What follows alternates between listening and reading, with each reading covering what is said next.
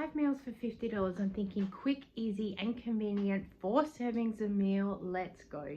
We're heading into ALDI and I created a list of meals as a bit of an idea. So I had a look at the protein that was there. Also went to where the packet mixes are because I figured that would be the easiest thing to help steer me in the right direction, because I want to teach you how convenient and easy it is. Don't ever be afraid of convenience. It also will help you to learn and teach you how to cook with minimal time, effort and ingredients as well, which will help if you're just starting out. This video is a little bit different because we are a family of 4 with sensory and texture needs. So I just focused on hubby and myself because we eat the most. So each meal I'm showing you, I did 2 servings and then there's 2 leftovers. But still in total, each meal is 4 servings with some space to do some additional things at the end.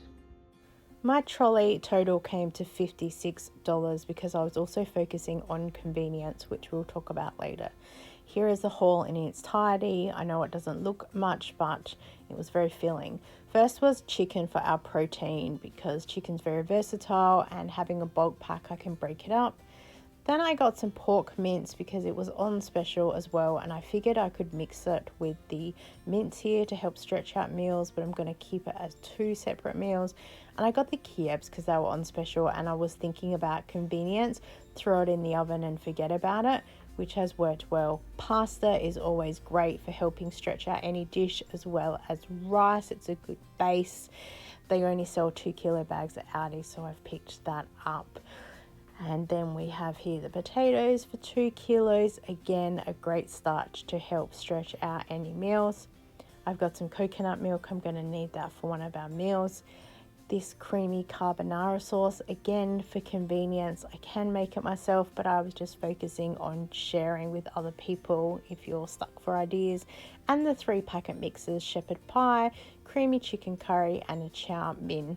And when you look on the back of the packets, very minimal is needed for each one, which makes it really good. There's also the frozen veggies, which I've just realized are in the freezer that I didn't pull out. So the first meal is the chicken Kievs. We're going to do some homemade chips and put some frozen veg on the side. So I just measured a cup of frozen vegetables into some water and then boiled it on the stove for, it was about 15 minutes. It wasn't very long at all. Most of this is pre-cooked. This bag has pieces of potato cut up in it. So when I've done other meals coming up, I just pulled the pieces of potato out. I always do homemade chips. So I just peeled the potatoes and then cut them up. You could do wedges if you want. We just do long sticks. I put them on a baking tray and spray them with a little bit of oil. They take about 30 to 40 minutes to cook just because I only cook everything on about 180. Gives me time to do everything else. And the Kievs, I just put 2 on a tray and I baked them in the oven for 25 minutes. And then the other 2 I've put in a Ziploc bag. I'll throw it in the freezer and then they're there ready for another meal down the track. I always put the packaging inside in case there's any instructions that I need down the track. And here we have chicken Kievs, chips and veggies for meal 1. Meal 2 is a very easy chicken pasta bake. Now you can throw it in the oven to cook it for a bit longer, but this was just one of those one pot wonders. So the sauce here, it says it serves 2, but it very easily went through the whole 500 grams of pasta. I was only going to cook 2 cups, but I thought let's just cook the whole lot, and then we've had leftovers, which was the whole point of this as well. So pretty easy to just put the pasta in a pot with some water and then you boil it. Save some of the pasta water because it will help. And I put the sauce in there and I put the chicken and mix it all through. The carbonara sauce does have some bacon in it, which helps with flavoring. You can cook some onion or garlic or whatever else you want to put in there. We just were looking for quick, easy and convenient, as I said. Meal number 3 is this creamy chicken curry, and it does have here on the packet that you can stir some pasta through. I just used rice as a base because that's what we're used to when we do chicken. We're only going to use 2 of the chicken breasts, but I've just shown everything here that we're going to use. Frozen veg, and you'll need the coconut milk as well. As I mentioned, just chopping up 2 of the chicken breasts, cut them into fairly small bite-sized pieces, and then it's enough to go around. I'm putting this in a fry pan and I haven't added any extra garlic or onion. You can if you want, but I'm just keeping it very basic, and you can flavor any way you want. Browned it off, might have left it a little bit too long, so I add a little bit of water as well just to help move all the baked on bits. Had a read of the back of the packet just to double check I was doing the right thing. And so then into there went the coconut milk, which was nice and thick in some areas, which was really good. The packet mix, and then the frozen vegetables. And I gave it a stir around and I let it simmer for about 5 minutes. It didn't take very long at all. The vegetables are pretty much pre-cooked. They just need to be heated up. So it was sort of a one pot wonder, which helped really well. We're using rice as the base, and my rice cooker that's here came with this measuring cup. So we use 3 cups of rice into a container, and then we add the water in and we give it a really good stir around. You need to wash the rice. Some people will cook rice on a stovetop, other people have rice cookers. If you can invest in a rice cooker, it will save you. We love ours, absolutely. Ours is also apparently a hybrid slow cooker, but we only ever use it for rice at the moment. So I just add some water in there and then I just agitate it around. You'll see the water go a very creamy color, and we will give this wash 3 times. And if you don't want to stick your hand in there, you can use a spoon, agitate it around. Then we pour off the water, careful not to pour any of the rice down the sink, and then we do this another 2 times.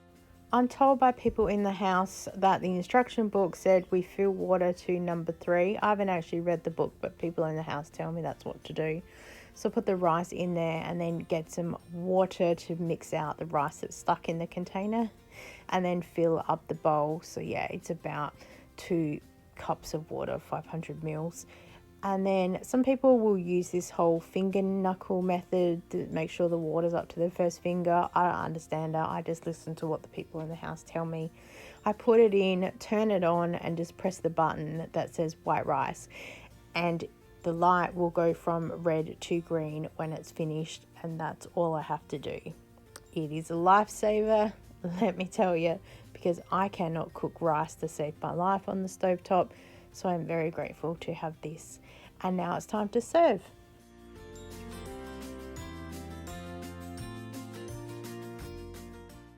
And just showing you that we had 2 leftovers as well. I do portion control my meals to make sure that we can stretch them out for the week. We only used 1/4 of the rice, so for the rest of it I'm going to turn it into fried rice because we need it for our next meal. I spray a pan with a little bit of oil. I put in there the rice with some mixed veggies and a splash of soy sauce. You can do as much as you want. You can add other oils or sauces or whatever, but this is how we keep ours very plain and simple. It's how we like it in the house. You can put the rice in the fridge overnight, which is what I know a lot of people will tell you to do. I just cook it up straight away because I needed it done, so it was all prepped for the week.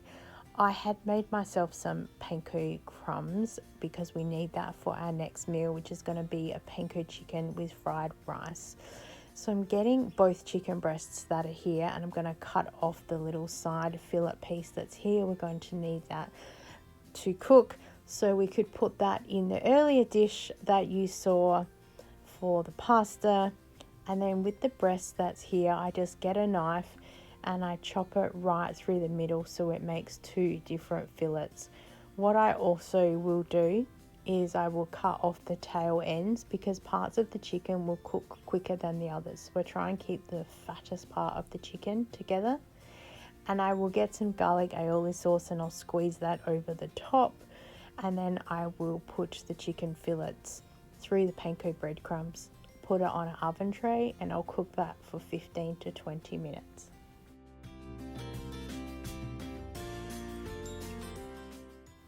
All the offcuts of chicken we had, I'm just going to blanch it in some water on a stove for about 15 to 20 minutes.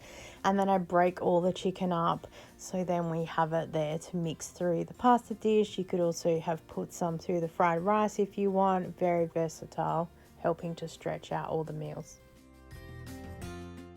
And here is our panko chicken with fried rice. You could also do chips on the side if you want to, which we did with the other 2 pieces that we had. The next meal is our chow mein, and I borrowed a carrot and some frozen corn from the house. I'm using pork mince because it's a bit lighter, so I just cooked the pork mince and then I threw in the vegetables with the packet mix and half a cup of rice and 1 cup of water.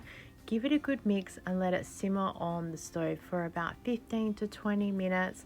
The water will get absorbed by the rice and make it really nice and fluffy. You can check it every now and again and give it a bit of a stir if you want.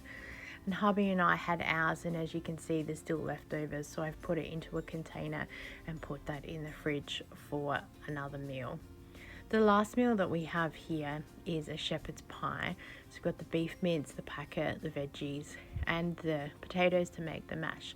Now, cooking the mince meat. This was a low grade mincemeat, so there's going to be some fat. Some people will say it's just water. It's totally up to you. What I tend to do is cook as much as I can, and then I'll lean the pot up, push all the meat away to get the oils and whatever water is down. And then I will have a pot on the side with some alfoil in there, and I will just very slowly and carefully start spooning out the oil into the alfoil pot that's there until all the liquid is gone. You can use a paper towel if you want to just clean up a little bit of the excess, but I find that then this is enough, and then the oil will just solidify sitting there overnight, and you can just wrap it up and throw it away pretty easily. Then into the pot I added the veggies and the packet mix and just gave it a bit of a stir. The potatoes I peeled and chopped and boiled on the stove, drained them, then I threw in a little bit of butter and milk and mashed them all up. And then the mashed potato you're going to put on top of the meat mixture. You can sprinkle some cheese on there if you want, some breadcrumbs. It's going to go in the oven for another 10 to 15 minutes. Sometimes I do an upside down shepherd's pie, so I'll just put the mashed potato on the bottom of the plate and then put the meat mixture on top if we're in a hurry to eat, or I don't want to put this in the oven. Either or, it's the same thing, and it bakes and it is delicious, and this did vary 4 healthy servings as well. So as I mentioned, each meal made 4 servings, just dished up 2 for hubby and I that night, and then we had leftovers, so a total of 20 servings, but also we had extra fried rice at the end, so technically 24 servings. Left over I've got about 1 kilo of potatoes and then all of this rice, so if I buy some more veggies I can do more fried rice. If you'd like to see another food challenge, please do let me know down below. Thank you so much for watching, I so appreciate you, and I look forward to seeing you next time. Bye!